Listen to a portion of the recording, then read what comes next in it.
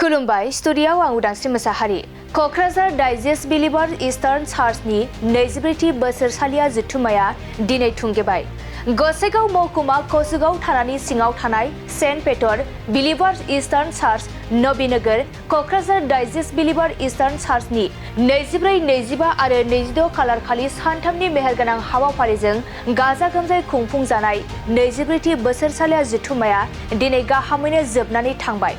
हाबाफारिनि जोबथि सानाव गासै लाइमोनफोरनि माखासे गाज्रि आखल आखुनि सायाव खुगा बेखेवनानै गासिबो मोजां समाज दानायाव आखल आखु दानायाव बयबो बाहागो लानांगौ होननानै खावलायहरदों रनजित बसुमतारी बिथाङा।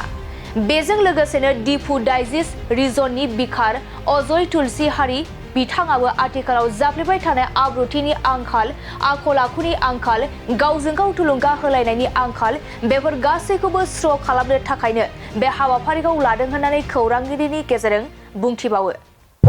जोङो बिलिभार्स इस्टार्न चार्च क'क्राझार डायसिस नैबे 24थम एनुवेल कन्भेन्सननिफ्राय समाजखान्थिसिम आरो गासै रायजो राजाफोरनिसिम स्पेसियेलि जोंनि गिर्जानि फारिसफोरनि मेम्बारफोरनिसिम जोंनि नैबे एनुवेल कन्भेन्सननि तरफनिफ्राय जों बुंनांगौआ मेसेजआ बेनो जे जोङो समाजखान्थिनि गेजेराव जोङो मिला मिसा जानायखौ लुबैयो, जाहाथे जोङो रायजो राजाफोरनि गेजेराव राङारि डेभेलपमेन्ट जानायजों लोगोसे जोंनि जे सोमोन्दो न'खरनि होन समाजखान्थिनि होन बेबायदिनो पलिटिकेलनि बेलायावबो होन जोङो मिला मिसा लाबोनो थाखाय जोङो प्रार्थना खालामो आरो इसोरनो जों बियो आरो जिखुनु जों बे नैबे सभा खुंनायनि गेजेरजों जोङो मेसेज होनो थाखाय जोङो सानदोंमोन।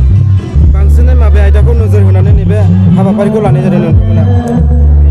बांसिनै बबे आयदाखौ नोजोर होनानै हाबाफारिखौ लानाय जादों? दा बेनो स्पेसियेलि पाब्लिक रिलेसन माने जे मोनसे सहभागिता होननाय जिनिसा जों आथिखालाव नुनायखौ नुनो मोन्दों आरो बेखौहाय मानसिफ्रा माने ब्रिज खालामनो थाखाय बे जिनिसखौ माबा खालामनो थाखाय राङारि होन गुबुन गुबुन टेकनिकेल जिनिस होन बायदिसिनाखौ बाहायो, खिन्थु जों नुनो मोन्दों स्पेसियेलि मरेल ब्रेकडाउन जे मोनसे आब्रुथिनि आखाल आखल आखुनि आखाल जायनि फलाव न'खरफोरावहाय गोबां गाननो थाखाय गस्ला दंब्लाबो जानो थाखाय ओंखाम दंब्लाबो उन्दुनो थाखाय न' दंब्लाबो नैबे सोमोन्दोआ जिनिसा गैया। दा बेखौ जों ब्रेकडाउन नुनायखाय जोङो स्पेसियेलि थुलुंगा होलायलायनाय मोजां बानजायलायनाय नैबेनि सायावहाय जों बांसिन सोनारनाया आथिखालाव जोङो नुनो मोनो।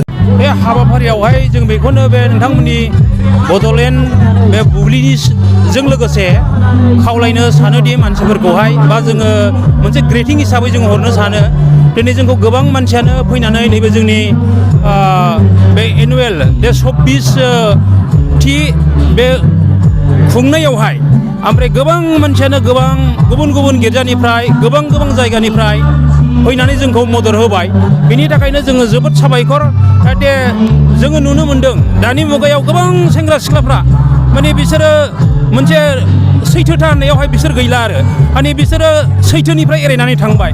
दा बेबायदि प्रग्रामनि गेजेरजों बिसोरो गोसो सोलायनानै मोनसे थि सम साननानै लानो हायो आरो बिदिनो मोजां लामाजों थाबायनो हायो।